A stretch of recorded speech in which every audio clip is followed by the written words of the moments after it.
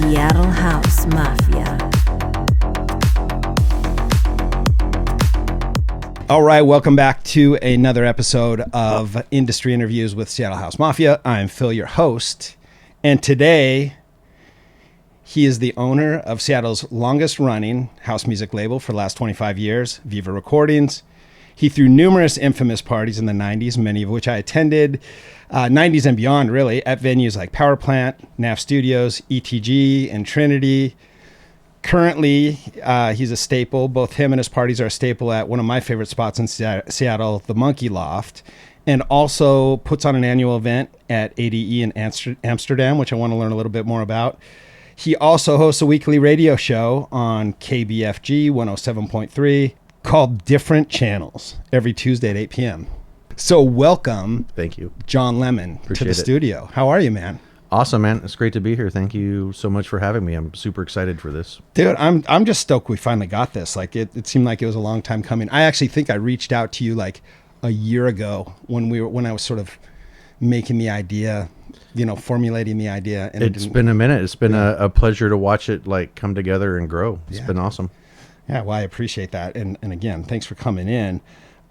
You just got back from Vegas, right? You guys did a party in Vegas. Tell me a little bit about that. Yeah, so this year was our 25th anniversary for the label. And obviously we wanted to do something a little different, a little outside the box and a little special. And we'd actually been, so I have two partners in the label, for those that don't know, Peter Evans and Chad Nero. And before the pandemic, we had been looking at the idea of a much bigger thing down in Vegas that I won't jinx for future possibilities. I'll just leave it at that. But we were going to do something, and we were actually, we took trips down there, and we were researching a place to do some kind of a big party down there. Everything obviously just sort of backed up a few steps with the pandemic, so kind of starting at a different point afterwards. But a bunch of just stuff just fell into place with a friend of mine down there, this guy Edgar Reyes, who runs this a very similar company called Soul Kitchen in Vegas, and they were celebrating 20 years this year. So we kind of decided to team up, and it was magic. It was awesome. We ended up securing a venue for the Saturday night called The Usual Place, which is a newer venue. This guy Carlos Sanchez is the owner of it, and he's a house DJ, a deep house guy as well, and he's been around forever. And he and his old partners used to bring me down for gigs back in the day. So that just kind of fell into place to do a party there, and then that was for Saturday night, and then a Sunday party came together at this place called 18 Bin, which was super fun. It was a outdoor thing in the Arts District where there was, like a brunch all day and whatever. And it was supposed to go till like 7. I think we went to like 9:30 or something like that. So you guys actually had 2 days. You had a night event and then a day that turned into a night event. We called it the Las Vegas Weekender. That's so good. How many DJs? I don't know, 15 or so. Nice. Something like that, give or take. I don't have the exact number, but something like that. That's awesome. And it was super fun. We had like a huge group of people come in from out of town. And everyone just had a blast and kind of did their own things as well too, and some of their activities around Vegas and stuff like that. So it was super magical. So I think getting back to the original question was how did it go? I just wanted to learn a little bit about it. It was great, and it just came together, and it was just a special celebration for our 25th. We needed to do something different, and that's what came together, and I couldn't have asked for a more magical time. Everyone that helped out, everyone that came down, everyone that was just a part of it in every single way made it just an amazing event. That's awesome. Yeah, see, and I don't know that much about your, I know who Peter is. I know who a lot of people are that you've worked with, but I don't really know them. In fact, I was just saying this to you before we were on camera, that I've known you for like 20 years, but I don't really know you. That's why I was so excited to get in here and this is awesome and speak about it a little bit. Is this going to be an annual thing, or is this just a one-off banger for 25? It might be. Every single person, for the most part, I think every single person that we talked to was like, oh yeah, definitely do it next year for sure. Like everyone was like, we're in. So just watching the post, it seems like everyone had just an amazing time. Yeah. So it was great. probably a few things we'll do different next year. Yeah. Things change up. Ultimately, it would be really cool to sort of see this just sort of kind of do its thing and grow as like an annual thing, where people could go hang out. And I know people were already throwing around a bunch of cool ideas for like places to stay and just all kinds of different ideas. Everyone's wheels were turning for next year. So yeah, I think it's definitely going to happen next year and hopefully be an annual thing. So Nice. I want to tell you, it's speaking of your label, which I do want to talk more about, but I have to tell you a funny story because, I went to the LTJ Bookham show last Thursday at Monkey Loft, which was outdoors, beautiful. And, so I'm going to give you a couple of things before I actually tell the story that will make sense in a second. So 50 years old, haven't been in a street fight for like at least 15 years, right? I do train jujitsu regularly for about the last 8 years. And I was at Monkey Loft with a couple of my buddies. And usually when we're together, we're just super chill and safe. And this will make sense in a second. So we're standing there listening to LTJ Bookham, right? This dude walks up to me kind of aggressively, taps me on the chest. Like, you don't just tap somebody on the chest, but he taps me on the chest. And so all these things are going through my head. Is he with friends? Are we safe? Are my boys with me? I'm trying to figure out what's going to happen. And then like my mind slowed down a little bit. And I like looked at him. We made this kind of awkward eye contact. And he goes, "That's a great fucking label." And I looked down at my sweatshirt and I was wearing your Viva sweatshirt. awesome. And I was just like, and then what was so cool about it, besides this whole thing, thinking I was going to get in a street fight and all that, what was so cool is like, he was like 25, maybe 30 years old. And it was just so interesting because I was like, fuck, man, Jon has been doing this for more than 25 years at the label. Like, is relevance something that you think about? Does relevance just happen? How have you like stayed relevant this whole time?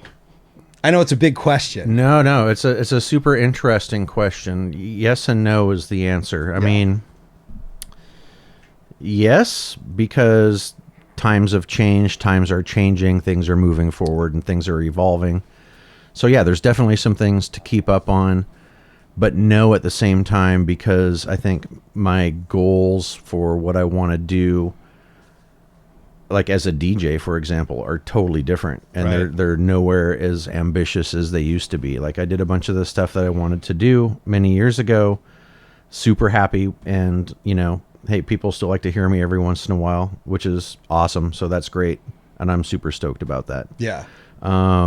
So no, I don't really worry about it too much. And I think part of that too is I like what I like. I'm into what I'm into and I really believe in it. So I just stick with it. Like what I do is what I do. I'm not trying to, I guess not necessarily, like follow a certain trend or anything like that. Like we're pretty much kind of in this zone of house music that we've sort of always been in. We think outside the box a little bit here and there.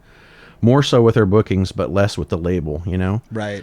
And it's just kind of what we do. And like, there's a lot of people that just love it and respect it and are into it for what it is. So we just keep on doing, fighting the good fight, I guess, so to speak. But it's, Yeah, it was always it's one of those curious things when I see somebody like you who's got your, I said this to you earlier too, but you're one of the only people I truly know that your whole livelihood is music, right? Like, it is. There's guys like me. Day jobs too. Yep. Yeah, there's guys like me. I have a corporate day job, but I love music. I've always been passionate about it, and that's like 90% of the people I know. And then every once in a while, there's somebody like you who like all the money that you make, how you pay your bills is one way or another having to do with the music, right? Is that fair to say? It is. Yeah. You want me to go in a little bit? Yeah, please. Sometimes it's a little bit more of a pain in the butt, and sometimes it's awesome. And it ebbs and it flows, but I've been doing, I guess, just music business stuff for, as long as I can remember, also one way or the other, whether it's promoting. I've worked for like different digital distribution companies for the last almost 15 years now, where, we're distributing other people's content, music publishing, consulting. I co-own a DJ promo company as well, where we do we service DJs with promos from different labels and stuff like that. Got it. That's kind of the nutshell version. But yeah, so over the years, it's just always evolved, whatever that is. For me, as a day job as well too. Yeah. So It's fun. I like in my corporate life, right? I have to stalk execs on LinkedIn, and I have to look for blogs and all these things. And I was kind of stalking you on LinkedIn. I was like, yeah, it's everything he does, whether it's distribution, the label, actually promoting events, parties, like it is music related, which it is. Yep. Yeah, there's just not that many. And you may know more than me, but it doesn't seem like there's that many people in the world that are able to. I mean, I guess I know quite a few of them because that is my day thing too. But yeah, I mean, sometimes it's a hustle and a grind. I mean, sometimes it's a lot of work, and sometimes the payout is more for the love of it than I mean, I get by, I survive, I do all right, but it's there's definitely a whole love element of it because you also get to deal with just all kinds of personalities and different kind of stuff too. But I love it. I wouldn't change it for anything. So yeah, I would if I were to put you in a bucket, don't be offended, I would call you a humble creative. Those are like some of my favorite people to get to know, are humble creatives. And I've met creatives that aren't humble, and they're awesome too, but they can be a little much sometimes. But it's the humble creatives that are a little bit subdued. You don't really know how many different pies they have their hands in, but they're always into something, and it's just so fun to hear. Thank you, man. Appreciate it. Yeah, no, for sure. And I guess the theme I keep hearing is this love of the music. Where did that come from? Like, do you remember, where did this all start? Man, I mean, I guess dance music, electronic music has been ingrained since a very early, at least teenage years. Okay. I always liked music growing up. I was always into music, and I went through different phases, especially as like a preteen and an early teen and stuff, rock and the whole punk scene and stuff, which was awesome around Seattle, by the way, back in the day. And then when I first started hearing like Italo disco and like high energy and like some of this club stuff, I was just like, whoa, I was just totally blown away, and I totally got hooked. And I guess just to date myself, it was like mid 80s is when I kind of got into it and started like going to clubs and stuff. There was a club called Scoochie's back in the day, which was, if you know about it, it's pretty legendary. I know of the legend. I missed it a little bit. By a little bit. Yeah, I kind of came in, I guess, towards maybe the second half of that or something like that. But that's sort of where I cut my teeth going to clubs, I guess, or something like that. Was Scoochie's in the same place that Oz ended up being in, and then it ended up being Deviate, right? Correct. Okay, cool. So yeah, I just missed it. It was the first iteration of all of those clubs. I got it. I know the space. I spent many hours there, but just when it was Oz and Deviate. Okay, that makes sense. Yeah, totally. And actually, kind of a fun story about that too. The building came down, I don't know how many years ago, well over 5, 6 it's gotta be years ago, something like that. For some apartments or condos or, the things they do downtown these days. Or an Amazon building. Or something. But before it came down, there was a series of like Scoochie's reunion parties. Because there's a fan group on Facebook, Children of Scoochie's. And I mean, it's huge. It's huge. There is like a mammoth following for this group. And it's super active to this day. And they did a few parties and asked me to play for them with a few of the other like DJs that were around from back in the day as well. And they were like 800 person parties. They were like rocking. I mean, they were insane. This year they're celebrating 40 years of Scoochie's. Wow. And they're doing a 40th reunion party. The building's no longer there. So they found a new space that is up in Everett. And I mean, they're kind of expecting almost a similar turnout, if not even more. Like the hype for it is like gigantic. So that's kind of a late September thing, and I'll be gracing the decks for that again. So I'm super excited. That's going to be one I'll prep for months. Speaking of prep, like what's your plan? Like rough plan? It's kind of being worked out, but there's going to be a number of get-togethers with the other DJs. As well as this guy Dovin, who's the original DJ from Scoochie's, who inspired a lot of us when we were kids, and he used to have just some magical mixes that he would do with music back in the day. And he's going to be in town for it as well. So there's going to be a couple times where, he flies up early and we're doing some hangout sessions and stuff. So it's all going to kind of evolve between now and then. But I think the biggest thing with it is, you can't necessarily recreate his exact mixes and stuff like that, but creating, something that creates that same warm fuzzy vibe that brings you back, whether it's the same exact mix or not. But it's gonna involve some really cool mixes of some old tracks. So picking the tracks is going to be one of the biggest daunting tasks, because there's so much from that era that's just amazing. So there's going to be a lot of digging through music and like listening to music and trying out some mixes and seeing how some things fit together and layer over each other and stuff. So. And are we talking like Depeche Mode and Erasure and Yaz and then some more clubby stuff? Or is it, did Scoochie's get a little more like underground? Yeah, it was across the board, there was definitely all of it. Yeah. And I think with like the other DJs that are going to be doing it with me too, everyone's sort of got their own little forte as well, and their own little understanding of stuff. And like the mixing was always my biggest thing. Like the mixes that were done there were always like the things that had the big impression on me. So that'll be one of my focuses, is the actual, like, some of the music you were talking about, as well as, hopefully I'll find maybe some like, one or two like little bit more obscure things that a few people are like, oh my God, Right. Like, yeah, because I'm picturing DOA and all these, that's, totally. Yeah. That would be banging night though. It's going to be awesome. Yeah. Wow. So that's in early September. Late September. Yeah, end of September, I think. Very cool. Yep. Very cool. What a cool like honor to be able to play that, Big time. I'm super grateful, like kind of wowed that they asked me. But it's awesome. I'm stoked. So yeah. Well, you've been at it for a minute, man. So if you go back even further, I get the club thing and sort of the music influence. Was there, as a kid, were you around music all the time? Were you from one of those musical households, or did you just find it on your own? Sort of. Kind of. I think my mom was more musical. Just playing in bands in high school and stuff like that. What I think instrument? Flute. Okay. Piccolo. Perfect. I started young. I think I was 5 when I started like taking guitar lessons. That didn't really stick too long. I think it was late. I don't even remember when it was. I took up sax at some point, and started playing that at school in like concert band. That's my alto. From, awesome. I love it. From junior high.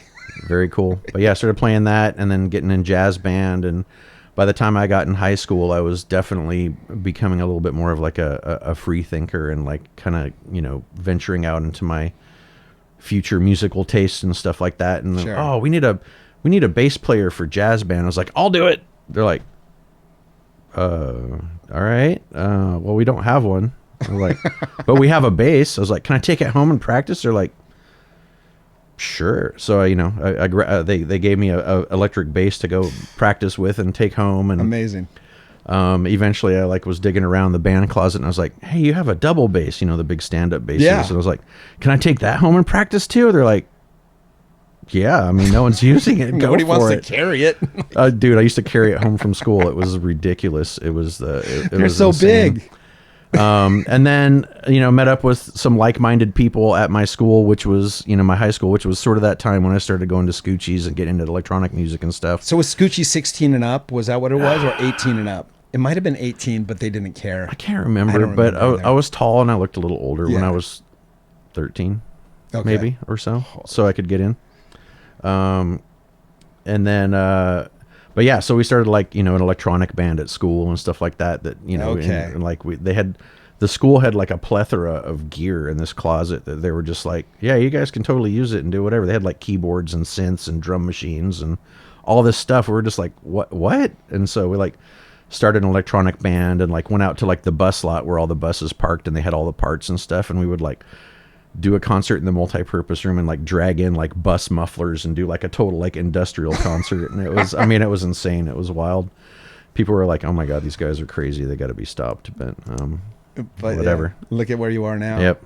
And then, so you went to, and so actually the DJing thing was first for you after your club experience at Scoochie's. That's where you're kind of like, oh, I into want playing music in the bands and stuff like that all before that. And I think I was around like 16 when I actually started DJing and doing like a mobile dance show for this company that did like weddings and stuff. But then this company also got hired. This is like 1986, 1987 or whatever.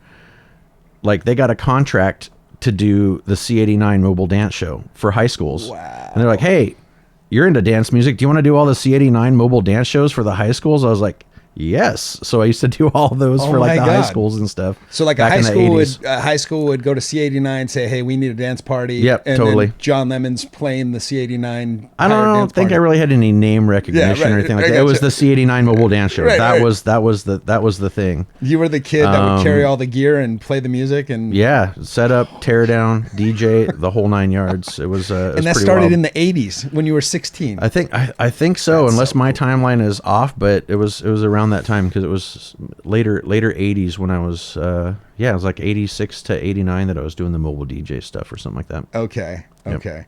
And then when did you migrate into, like, I would imagine, again, you were a little bit before me, but I would imagine you probably got involved in some of the break-in or the early break-in stuff going on. Did you do any of that? I was going to school in Louisiana at the time for a lot of the break-in stuff. I would come back and DJ for a couple of the parties at various places that were semi-legal or less back in the day.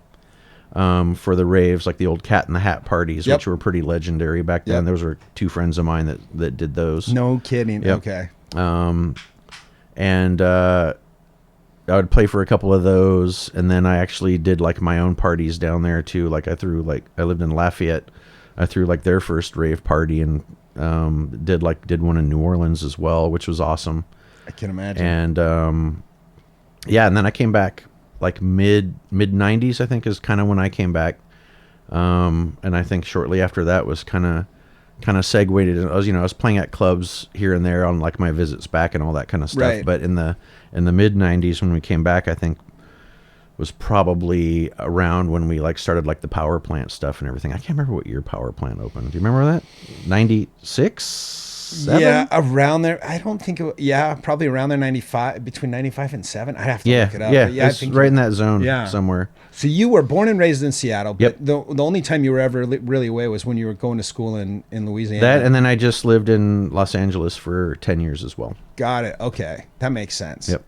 Yeah, because it always seemed like I always had assumed you were local, but so I didn't even ask. But yeah, you just had a local feel. This is it, man, and I hope to not live anywhere else because I love this city. Place, I love this city. Guys like you, like truly, have made this place more like you. There's some core people and some core movements for me that have just defined who I am for the last. I mean, I'm 50 now, but since. Before I had fake ID and I was going out to Weathered Wall, Showbox, all the raves that were happening, right? Yep. That's where I slid in, And I know you were already deeply in it by then because I'd see your name on flyers all the time. Yeah, it was pretty. That was around the time I really like kind of got into it pretty full on and was booked quite a bit and all that kind of stuff. So I'd see your name, I'd see Donald's name, Nasser, I'd see like there's a whole slew of different DJs. Brian, Wesley, the whole crew. The whole crew. Yeah, wild. Okay.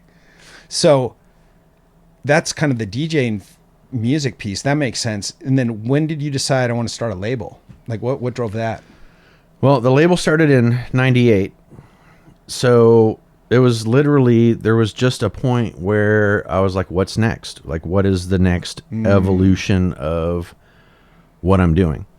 Because there's got to be like kind of a next step for me to go in a different direction, or just keep moving forward, I guess, for lack of a better term. Right. And that was it. I mean, I just started thinking, there's not a house label, there's not an electronic label out of Seattle.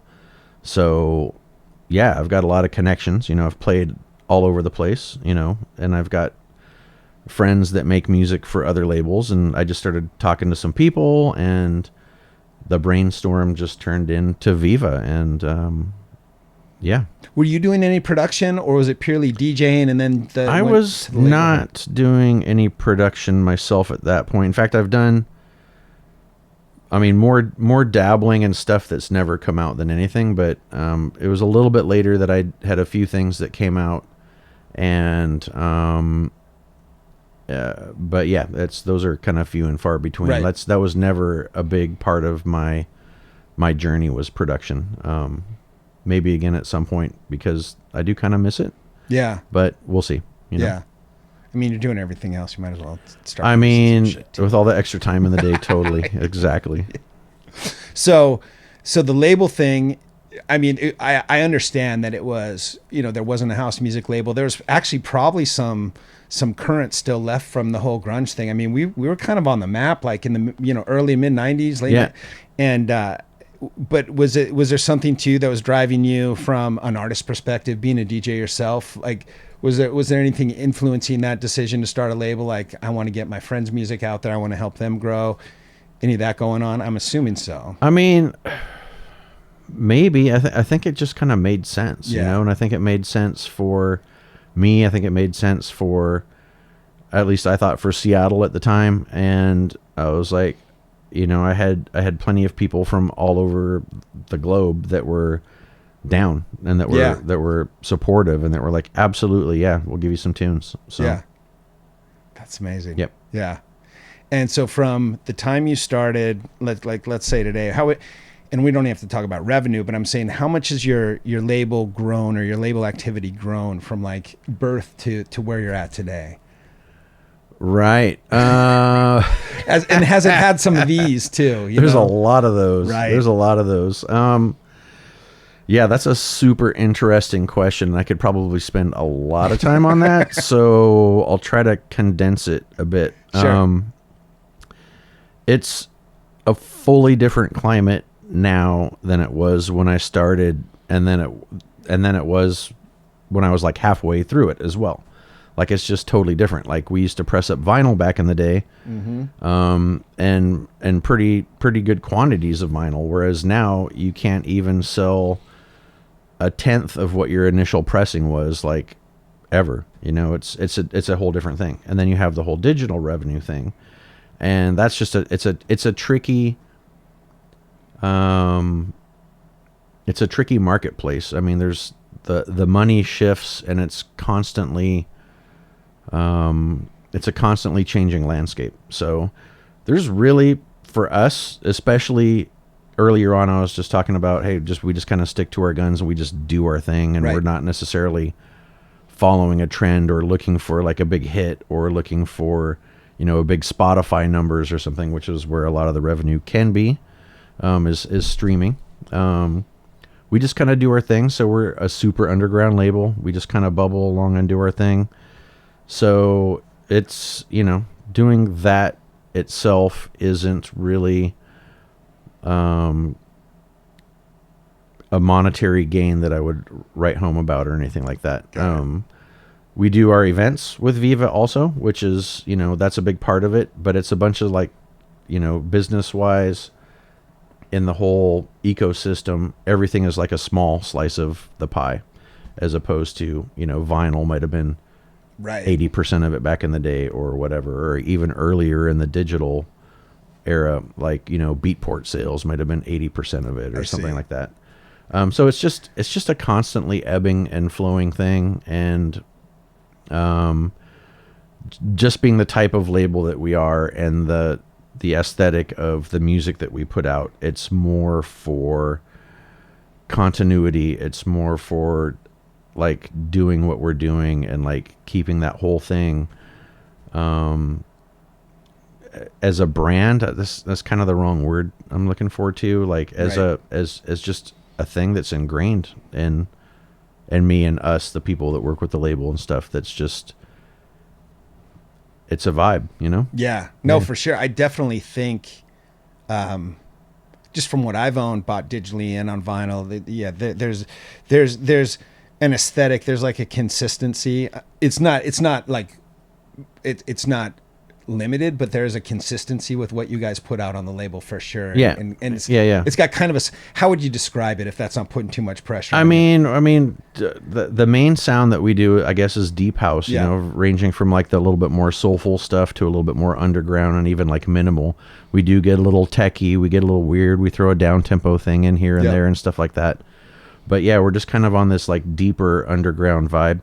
And look, there's so much music out there, and there's so much great music out there, and there's so many new styles of music out there, and there's always a style that from a monetary success standpoint is going to like stand out and sort of be the one and might be what people are going for at the time. Right. And there's nothing right or wrong with how you're doing a label. And there's a lot of other kind of music, other subgenres of house and electronic music that I totally love. Yep. But I am not the expert in that. That is not my thing. I'm not going to chase it, and I'm not like chasing a buck or something like that either. Like our thing is just, no, it's more personal. This is just where we are in our zone that we just love to be. And it's awesome.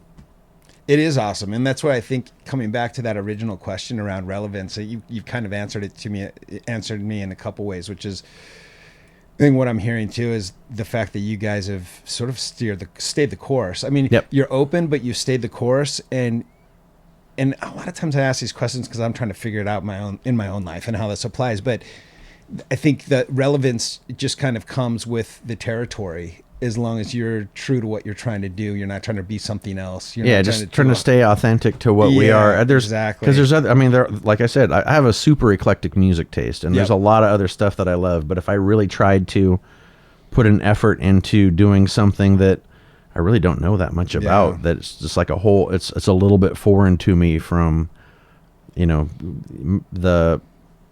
audience and stuff like that, it would come across like that. There's 0 point in me even trying it, and I see a bunch of other people that are doing a fantastic job at it too. So it's just like, so for me, it's not, I don't feel like a competition. I don't feel like a drive to measure success in any specific way other than by just staying authentic and doing what we do and like doing what we love, Right. That's really what at the end of the day holds the most weight and meaning for me and for Team Viva. Yeah. So. Well, and I think you guys are unique too. Correct me if I'm wrong, but the fact that you do so many events, I think that's something a little bit different too, and impressive. Like what drove you to make the decision to do these events that are essentially Viva events that are happening? Probably kind of the same thing. Well, so we'll start off with like the Monkey Loft night, for example, too. So Chad and Peter, who are my partners in Viva, while I was in LA, and I've been back for around 5 years now. So for the 10 years before that, I was kind of in LA. And at that point, I was pretty immersed into just the day job career side of like my music stuff too, and like kind of honing all those skills and working a ton as well. So I actually sort of kind of took a back seat during that time. And I know Chad and Peter they're the ones that actually started this at Monkey Loft, the weekly, which is going to celebrate 10 years this year. So cool. So they're the ones that actually started that, and that's why that is still just going strong. There's been, we're awesome partners. The beauty of our partnership too is each one of us has different things that seem to pop up in our lives where another person has a little more availability. So we've had this awesome, and it's worked super well, just this awesome like ebb and flow of responsibilities that have kind of shifted over the last 10 years in terms of who's running stuff. Chad fully ran the label for a few years. I was like, I just don't even have time right now. My day stuff is so demanding. He's like, I'm going to take it over. I'm like, yeah, if there was someone that could take it over, it's going to be you. Yeah. He's like, all right. I'm like, here's the keys. And he just ran with it, brought Peter on. They've been running that night. Now it's more Peter and I that are running the night. And then, other events we've done off and on historically, but that is kind of like starting the label as my next evolution, like what's next. I think events and doing more things like maybe making Vegas an annual thing. Right. And although we've taken 3 years off because of the pandemic, but doing an annual Amsterdam party is a thing. And kind of doing some more interesting things with the events is sort of kind of my personal next interest and next push, Yeah. I could see the team evolving as well as this potentially evolves. Yeah. Because they're long days, man. I mean, there's all the behind the scenes stuff is not glamorous and exciting and sexy. And, it's just like, dude, you have no idea how long my day was today. And I just want to go home and just want to take a nap. I hate dance music. It never gets to that point. It never gets to that point. Never. But No, this is super helpful. So I'm seeing kind of the evolution of the label and how it's been a spring. So is there, as we go into more events, still doing the label stuff? I mean, in the near future, is there any big goals you guys have, either around the label or around events or all of the above? I mean, focusing on the events, more on the label stuff. I mean, there's a couple things that might be bubbling, but too soon to even mention. I think a constant, not even necessarily forward motion, I guess it is forward motion, but kind of a constant evolution of the brand is always on the mind, Yeah. Like there's always well, what is next? What is our next thing? I guess when we run out of next things, it might be time to hang it up. We'll see, but Yeah. I don't know, maybe not. I don't know, man. You've done it 25 years. I don't know if I could ever do it. If I could ever hang it up. I don't think so. The guys I'm telling you, the guys and girls I talk to that are music lovers and that have even a half a foot in the business, like they can't let it go. It's tough. It's more than a lifestyle. It's something that's just ingrained in you. You know. It's such a part of who you are. Yep. No, I totally get it. 100%. Got it. So if I'm just trying to think from the events you guys are doing. Oh, that was what I wanted to know. The Amsterdam event. Oh yeah. I'm actually heading out to Amsterdam soon. So okay. I'm curious, what drove that? Was that built around something? Yeah. So there's a big conference and festival every year called Amsterdam Dance Event that happens out there. It's in October, usually like mid to late October, like usually like the third weekend ish. And there's a big conference portion during the week too.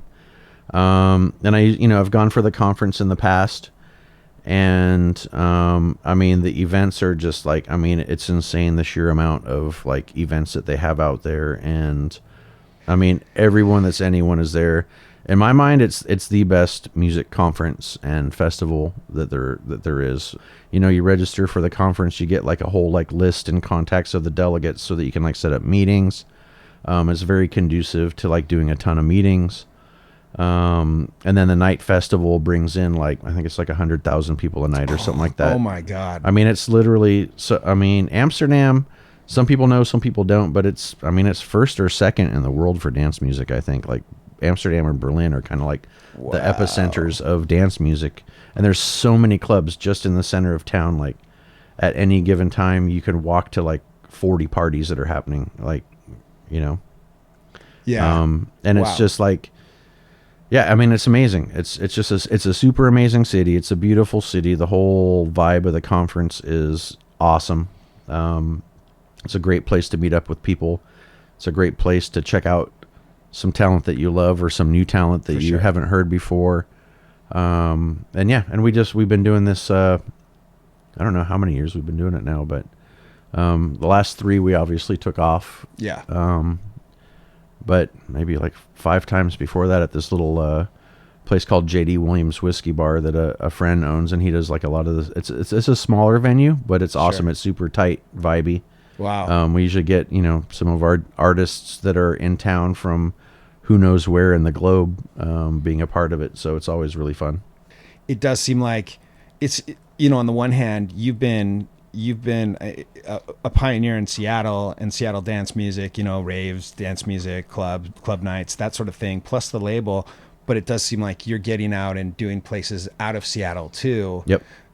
which is probably, is it just probably a natural evolution of what you guys are doing, right? I think that's always kind of been ingrained, and I think it's always been just an important part of all of it to me is, I mean, you know, you've got your home base, and that's always the most important thing, but like spreading out and spreading it elsewhere and bringing stuff in also has also just been a huge part of it for me. So yeah, it's super, for me, it's a global thing, community, all that. Yeah. How do you feel? I mean, in general, you watch the Seattle scene for a long time. Like, how do you feel do you feel like it's evolving? I mean, it's constantly evolving, right? But like, just general thoughts off the top where we're at today. I mean, like 10 years ago or something like that, like having multiple club nights with, you know, different genres of whatever, house, techno, trance, all of the stuff. Like, you know, if you had more than like 2 things going on, like one of them was going to suck back in the day, you know, right. It'd be like one of them would be awesome. The other one just wouldn't.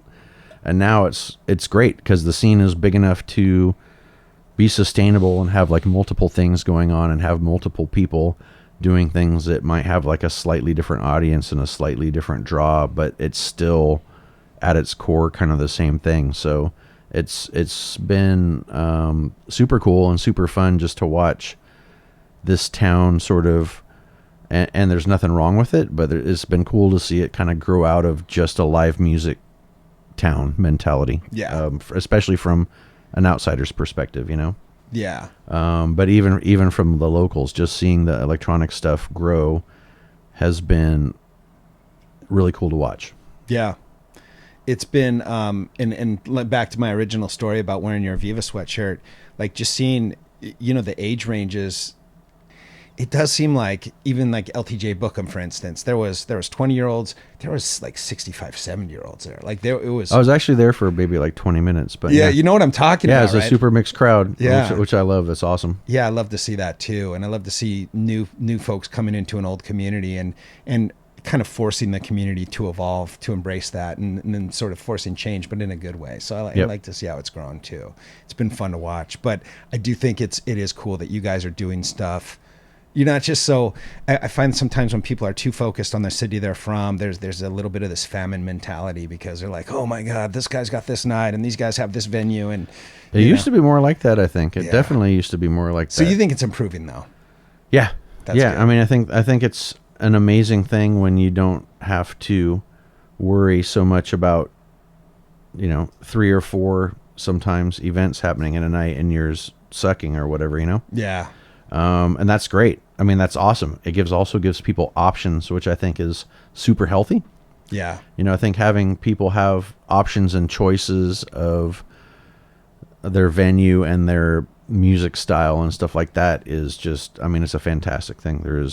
I'm all for it 100%. So. Yep. No, it's been that.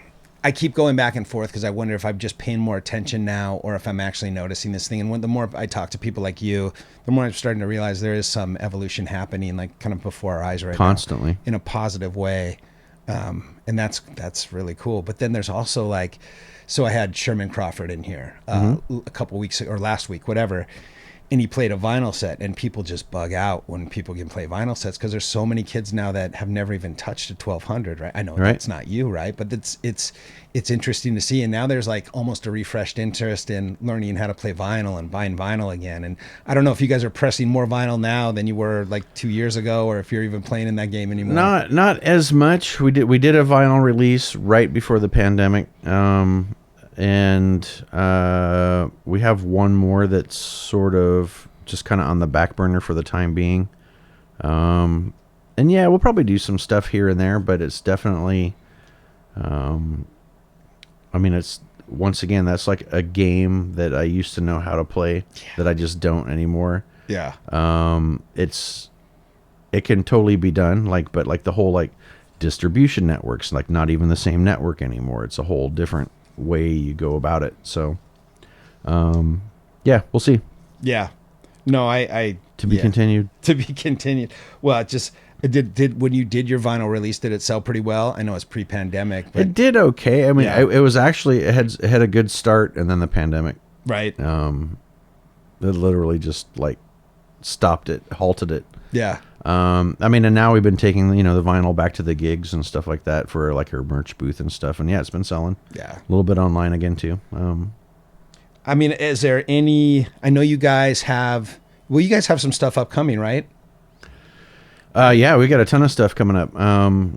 Like event wise or music wise or both. whatever. That's what I want to. I want to make sure I give you enough airtime because I know you have some releases coming up. You have some events. I mean, coming up. it's just constant. Like there's always new stuff being planned and worked on. We have a great event coming up in June, or this party at Monkey Loft. Yep.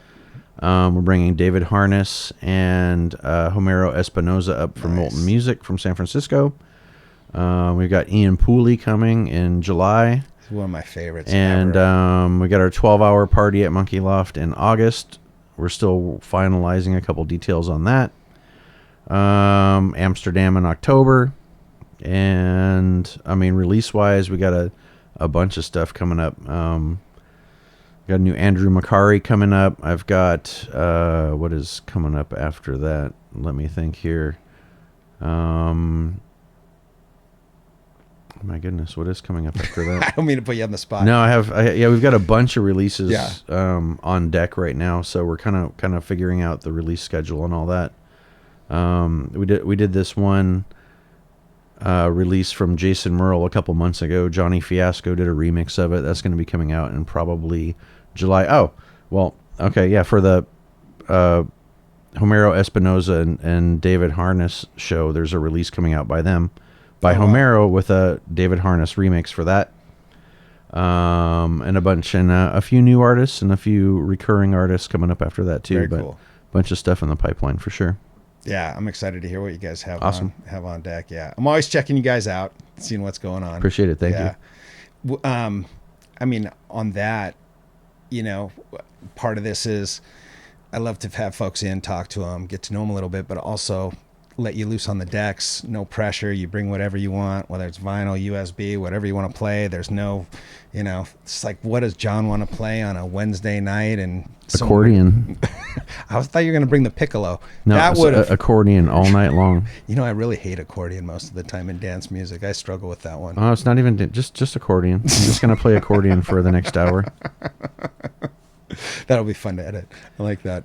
So you're going to play accordion. So when I let you loose back on the decks and you put the accordion to the side and you pull out whatever you're going to pull out. We'll set the accordion aside for the side. We're not tonight. Another time. I'll mic you up. You bring it in.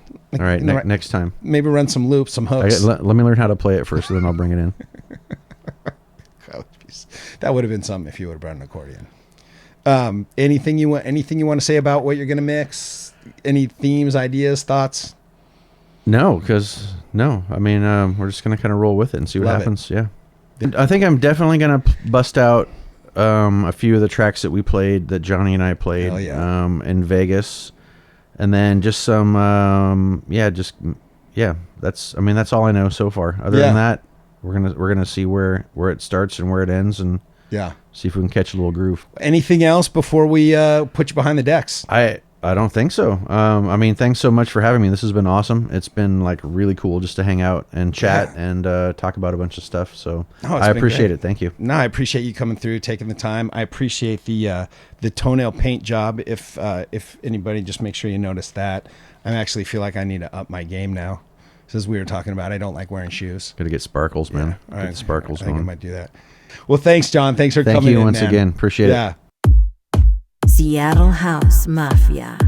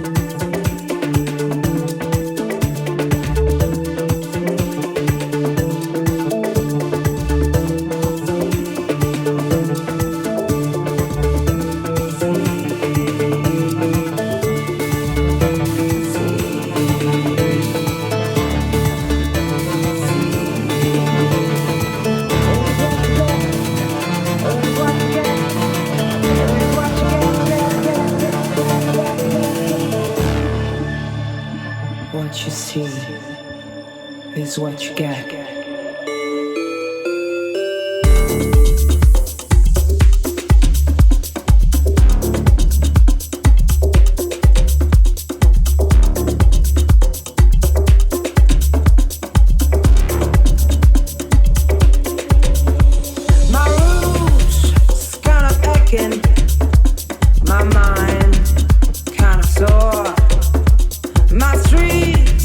Sometimes dirty,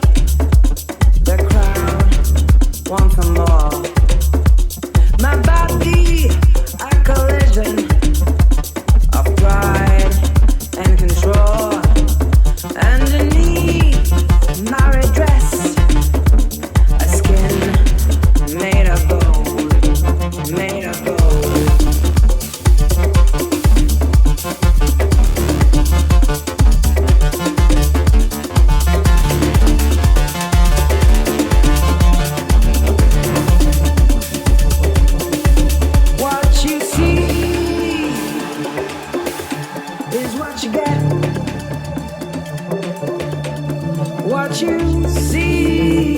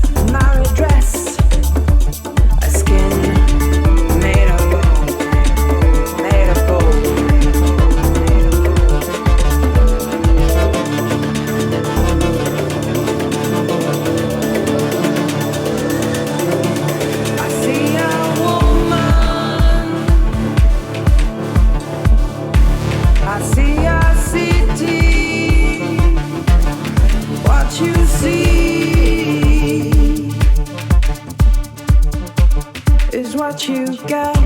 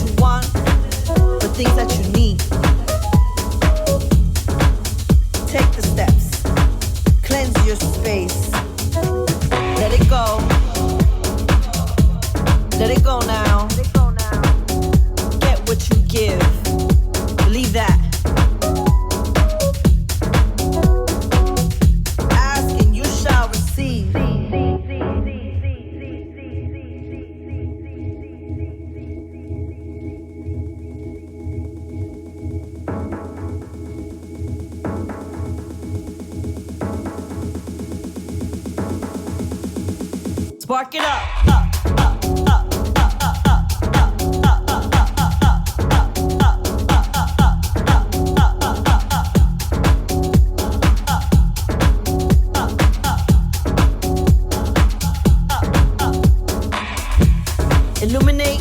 world. Inspire. Motivate. Cultivate. Let it go. Let it go now. Get what you give. Believe that. Ask and you shall receive. Sacrifice. Things that you want, but things that you need. So ask yourself, do you deserve it? Hell yeah. Envision what your happiness is.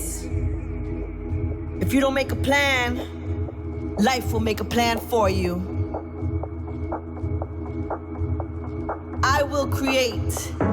I will build and build till the wheels fall off.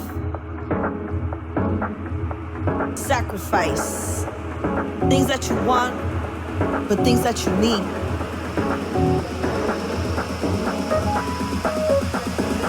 Manifest. Take the steps. Cleanse your space. Illuminate the world. Inspire. Motivate. Cultivate.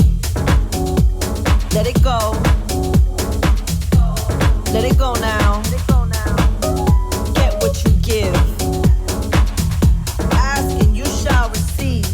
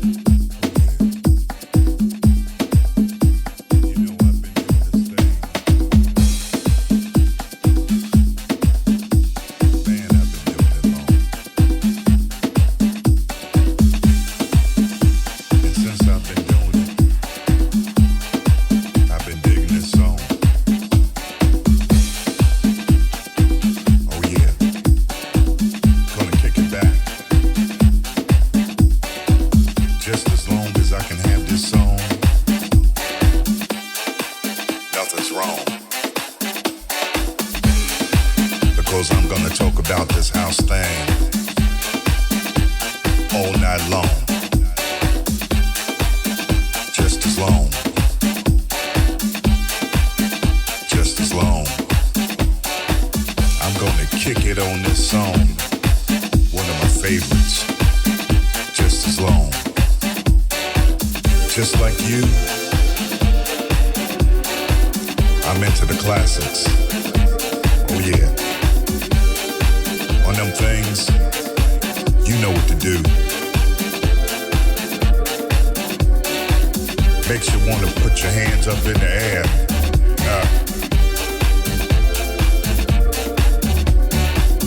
Like you don't even have to care.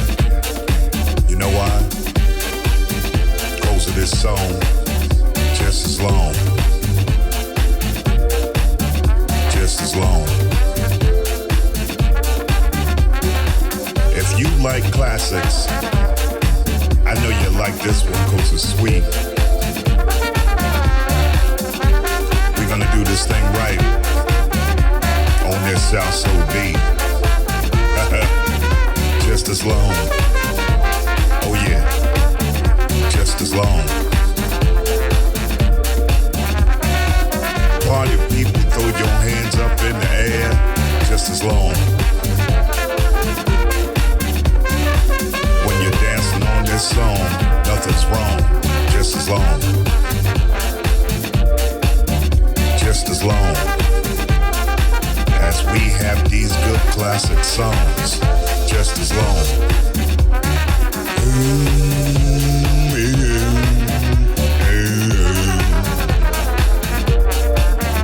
Just as long. Oh yeah. Put your hands up in the air. Just as long. Do your thing like you don't care. Just as long. We're gonna do it on this song. Just as long. Like me, you came here to get it on. Just as long. Just as long. Bump to the beat, cause it's so sweet. Just as long. You know what I mean? To these classics we do it, oh so sweet. Just as long. Just as long. To the song. Just as long. Let's get it on. Just as long. Come on people, say it. Just as long. Say it. Just as long. Just as long. Just as long. Just as long. Just as long. Just as long. Just as long. Just as long. Just as long. Just as long. Just as long. Just as long. Just as long.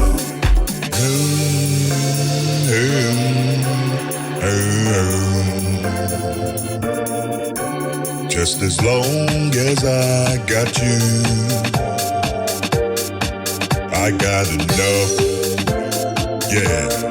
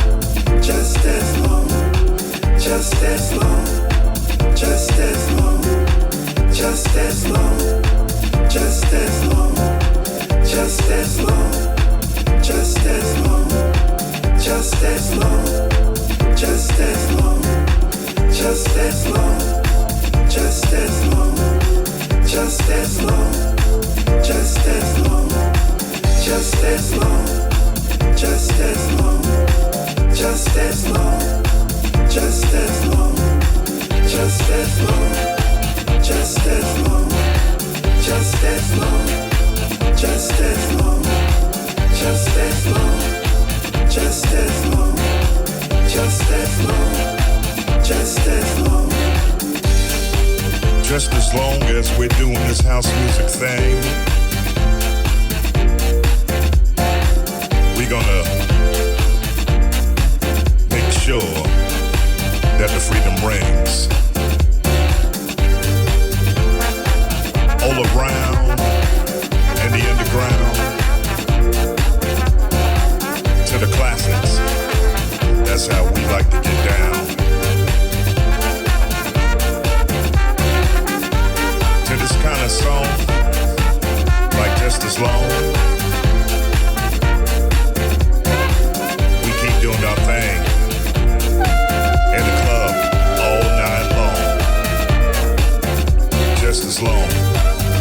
just as long, just as long, just as long. Brother Basil, with that classic swing.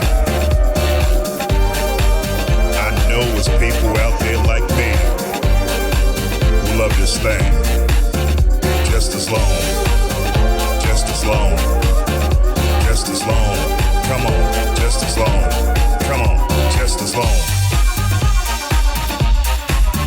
Just as long. Oh yeah, just as long. Just as long. Just as long. Just as long. Come on. Worldwide, a house music family. Just as long, we stick together. Just as long, we stick together. Come on, just as long. Brother Basil, 365